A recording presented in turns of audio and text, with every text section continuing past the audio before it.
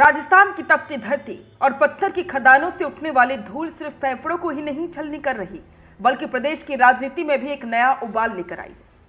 पूर्व मुख्यमंत्री अशोक गहलोत ने एक बार फिर से अपनी पुरानी और सबसे भरोसेमंद ढाल जन कल्याणकारी योजनाओं को थाम लिया है। विषय है सिलिकोसिस, एक ऐसी बीमारी जो तिल तिल करके मारती है और एक ऐसी राजनीति जो दावों और वादों के इर्द गिर्द घूमती है। लेकिन सवाल बड़ा है, साल 2023 में महंगाई राहत कैंप और चिरंजीवी जैसी योजनाओं के बावजूद जनता ने गहलोत को नकार दिया था।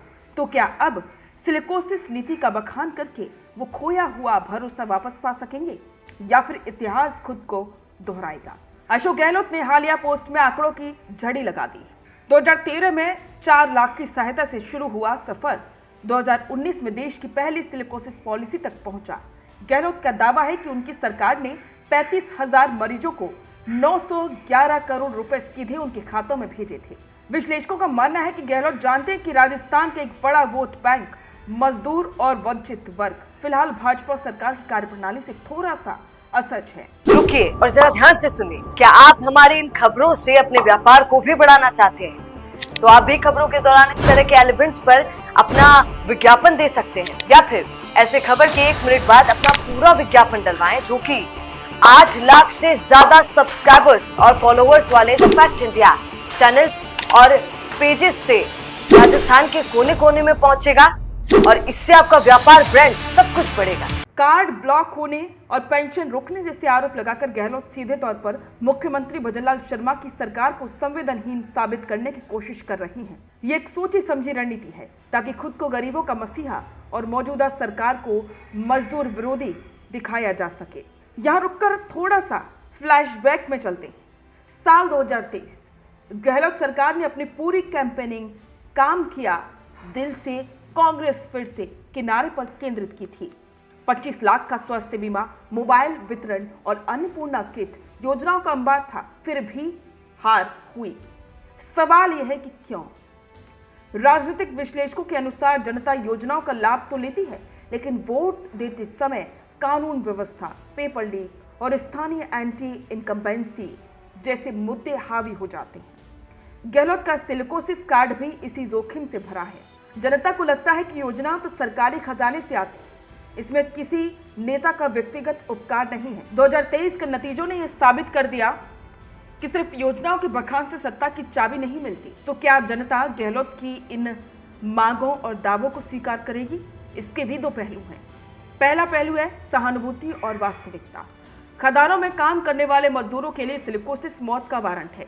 अगर वास्तव में भाजपा सरकार के कार्यकाल में कार्ड ब्लॉक हो रहे हैं, तो सहायता राशि रुकी है, तो गहलोत का ये मुद्दा जमीनी स्तर पर असर डाल सकता है। लोग तुलना करने लगते हैं, पहले पैसा समय पर आता था, अब नहीं। ये तुलनात्मक राजनीति गहलोत के पक्ष में जा सकती है। और इसका दूसरा पहलू है विश्वसनीयता का संकट। विपक्ष का तर्क है कि गहलोत ये मुद्दे तब उठा रहे हैं जब वे सत्ता से बाहर। क्या 2019 से 2023 के बीच वाकई में हर पीड़ित को लाभ मिला? भ्रष्टाचार और बिचौलियों की शिकायतें तब भी थी। भाजपा इसे चुनावी स्टंट करार दे रही है। जनता अब केवल सोशल मीडिया पोस्ट पर भरोसा नहीं करती, उसे जमीनी बदलाव चाहिए। अब गहलोत ने सीधे तौर पर 3 मांगे रखी हैं। पहली मांग है विशेष अभियान चलाकर कार्ड जारी हो, दूसरी है महंगाई के अनुसार सहायता राशि बढ़े और तीसरी उद्योगों पर सख्ती हो।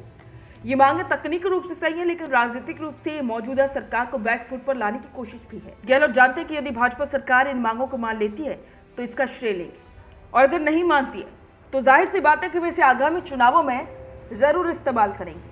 अशोक गहलोत राजनीति के वो जादूगर कहे जाते हैं जो हार के बाद भी मैदान नहीं छोड़ते। सिलिकोसिस पर उनका ये हमला सिर्फ एक बीमारी पर चर्चा नहीं है, बल्कि राजस्थान के सत्ता के सिंहासन तक पहुंचने का एक और रास्ता बनाने की कोशिश है। लेकिन राजस्थान की जनता बहुत सजग है। वो मुफ्त योजनाओं और हक की लड़ाई के बीच का अंतर समझती है। 2023 की हार ने गहलोत के योजना कार्ड की सीमाएं तय कर दी थी। अब क्या जनता उन्हें दोबारा मौका देगी? ये इस पर निर्भर करेगा कि भाजपा सरकार इन आरोपों का जवाब जमीन पर काम करके देती है या केवल बयानों से। बिजनेस अच्छा हो सकता है, लेकिन अगर नाम नहीं दिखा तो पहचान कैसे बनेगी? अब टेंशन छोड़िए, द फैक्ट इंडिया आपके बिजनेस को देगा वो पहचान जो पूरे राजस्थान में हर किसी तक पहुंचे। न्यूज चैनल पर विज्ञापन, पॉडकास्ट और प्रमोशन के जरिए आप सीधे 5 लाख सब्सक्राइबर और 10 करोड़ से ज्यादा व्यूज तक अपनी पहुंच बना सकते हैं। तो देर किस बात की, आज ही द फैक्ट इंडिया से जुड़िए और अपने बिजनेस को बनाइए हर घर का नाम।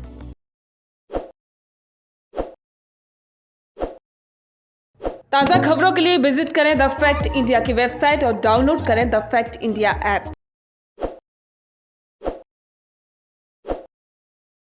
ताज़ा खबरों के लिए विजिट करें द फैक्ट इंडिया की वेबसाइट और डाउनलोड करें द फैक्ट इंडिया ऐप।